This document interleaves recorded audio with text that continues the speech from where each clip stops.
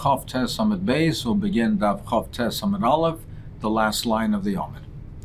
We learned previously that the shlit was done at the night time. It's possible there was a Masechet, the shlit of the Talmud was once done at night. It was possible they took out the behemoth, the korban, to be burnt, lebesa sreifa.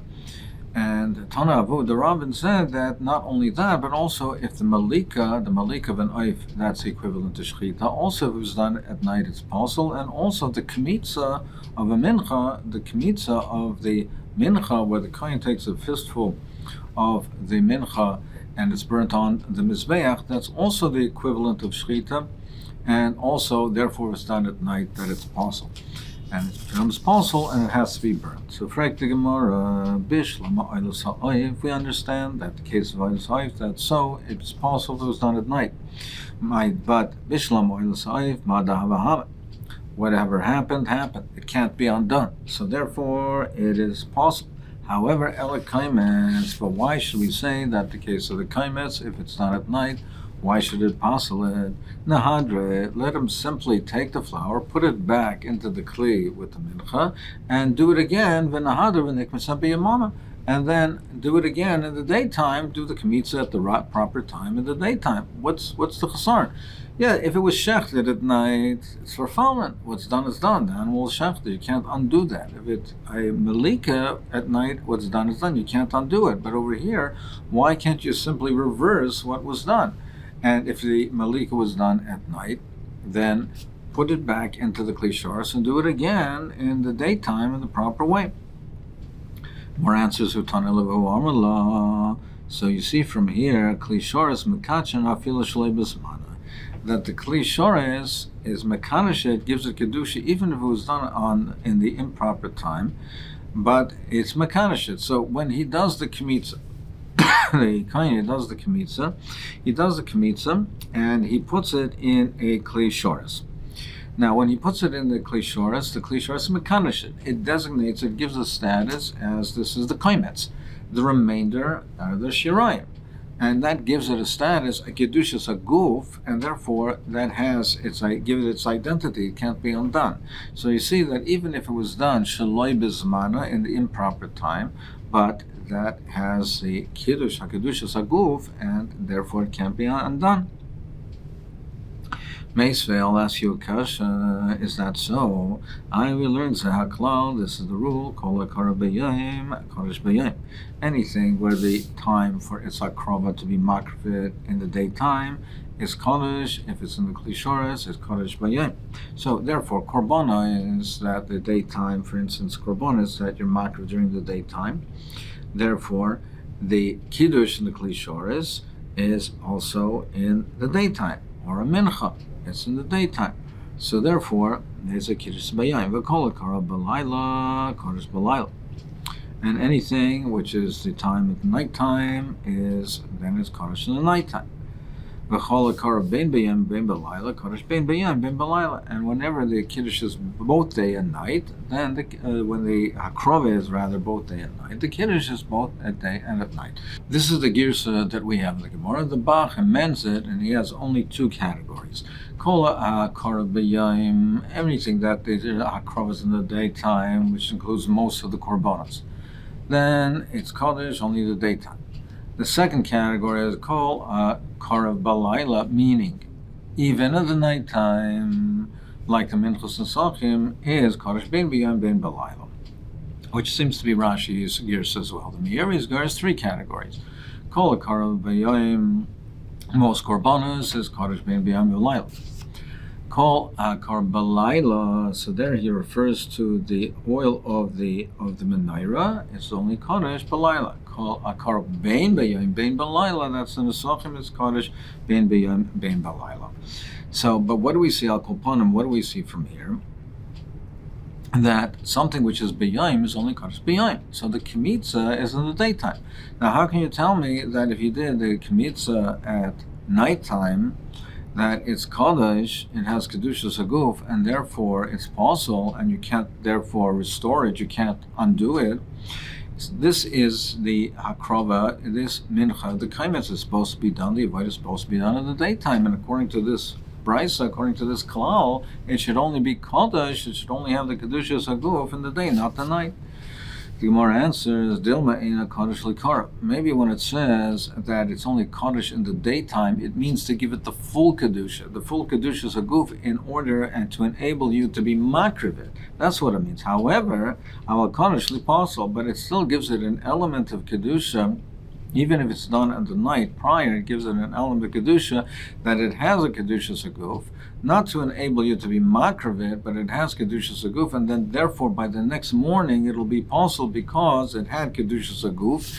It was there overnight. It had a psul lina, so it had a kedusha saguf, and you can't be makravit, and it therefore remained there overnight, and by the next morning it has a psul lina.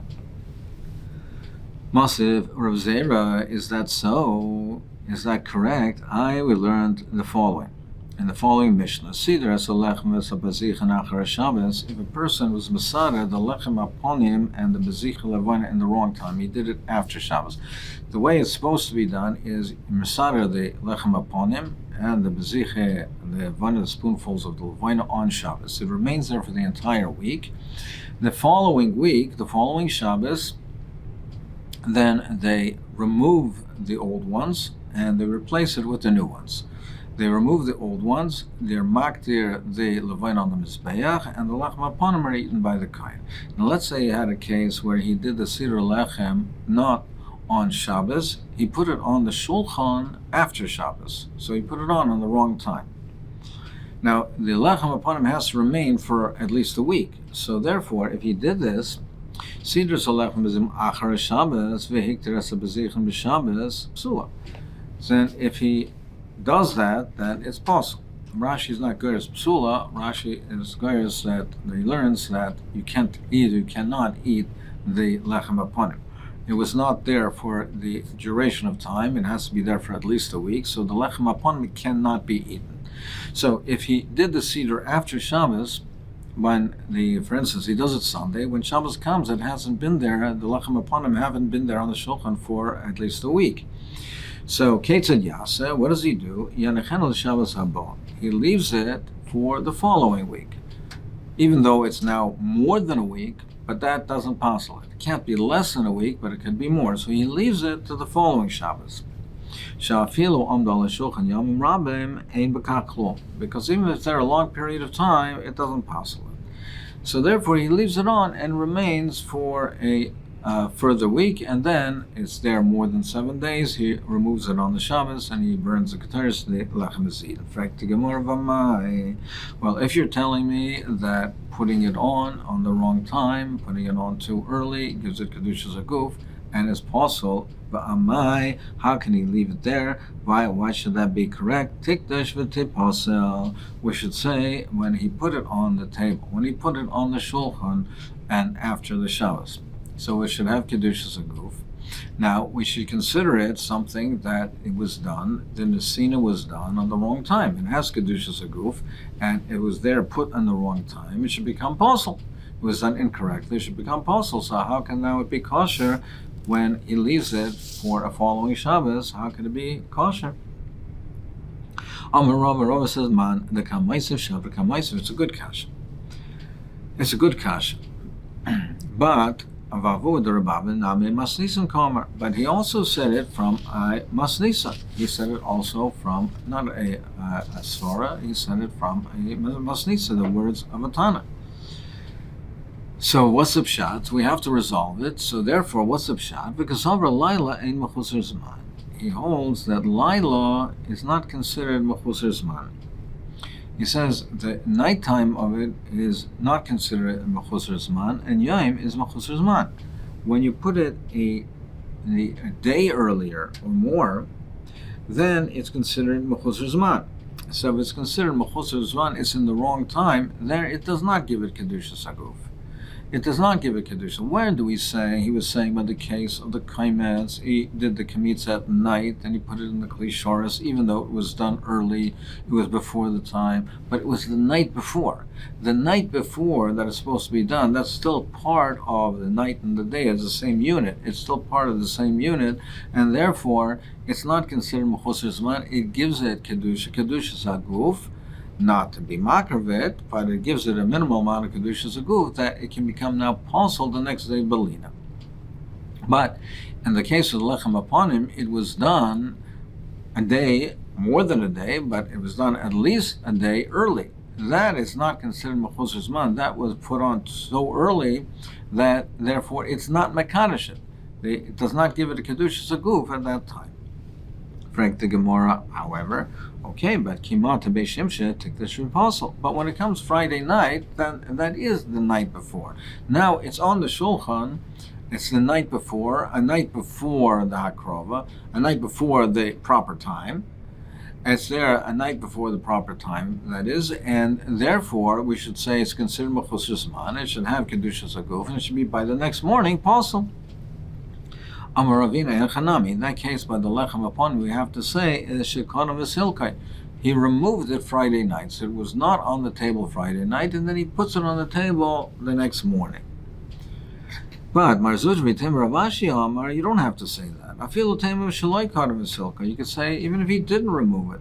Kevin said shaloi kimitzvasa. He put it on so early at the time that he put it on, it was not considered a mechusar zman. Then nas kamisha sidra kaif. It's like a monkey put it on. It has no meaning. That act has no meaning. It's done improperly, and it's done too so early. It's as if it was done by a monkey. It has no meaning, and therefore it does not give it kedushas aguf, and therefore even if it remains there on Friday night, it was not placed there with a mice, with an act that is considered an act of a meaningful act that can give it kedushas aguf, and therefore even if it's there on the shulchan Friday night, the next morning it will not be possible either. So the Mishnah continues. Zaklal hayav mikdash. So the Gemara continues with that statement in the Mishnah that said the rule in the mikdash was that anybody that relieves himself for katan, from meraglayim, they have to wash their hands and feet. In yikish yadayim raglayim. So, in fact, the Gemara Bishlam Raglayim, we understand feet mishum nitzaitzis, because there's perhaps drops of meraglayim, so they have to be washed away. So we understand that's why the raglayim have to be. El yadayim my time, but why the hands? Amma Rabbi Abba Zaysameres, we can learn out from here, mitzvah l'shavshe, that it's a mitzvah d'Rabbanan to wipe his feet, to wipe away any, if there are any nitzaitzis, if there are any drops, to wipe it away. So it's therefore, if he's mitzvah l'shavshe, is he wiping his feet, his hands will get dirty, and that's why you need kiddush yadayim as well. Messiah Ravami, that's all right. Ravami, the Amaraviyami, also the Adam Sheitz Benitzaitzah Shalgavi Rago. A person cannot go with the drops on his feet of Meraglayim, because it'll perhaps give the appearance that this person is a Krushavcha, that therefore meaning he has his aver is cut, he's not able to have children. And it'll be Moitzi a bad reputation, that the people will say that his children, they'll say, well, he can't have children, he's a Kroz Shavcha, he can't have children, must be, these children, they're not his. So therefore, it's a mitzvah to wipe away the nitzaitzes, so not to be moisilaz on his children. So therefore, since he has to wipe the nitzaitzes, he has to wash his hands. That's why he has to wash his hands and feet. And from this Gemara over here, there's a dion in the Rishonim. Does that mean that every time that a person relieves himself for meraglayim, does he have to wash his hands as well? And the mikdash, whether he's meshavshev or not meshavshev, then we say that he has to wash his hands and feet. It's a mitzvah l'shavshev, but in any event, he has to wash his hands and feet. So therefore, we say it's a loy plug. Do we say this also in general terms? Do we say when a person relieves himself from meraglayim, does he have to wash as well and wash his hands? Whether he's meshavshev or his hands got dirty or not, does he in any event have to wash? The Taisus Shonim learns that even though this is the din in the Beis HaMikdash, and that's the way the Lashon is mashma, that this is the klal, that anyone who relieves himself from meraglayim must be mekadosh meraglayim. But he says, but for tefillah outside the Beis HaMikdash, if a person's hands were not dirty, he is not required to do it.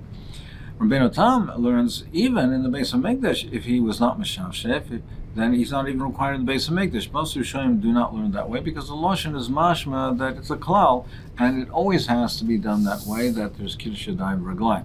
But outside the Beis HaMikdash, many of the Rishonim learn that if a person did not get his hands dirty, he was not Meshachef, then he's not required to. And that's a diyon in the Paiskim.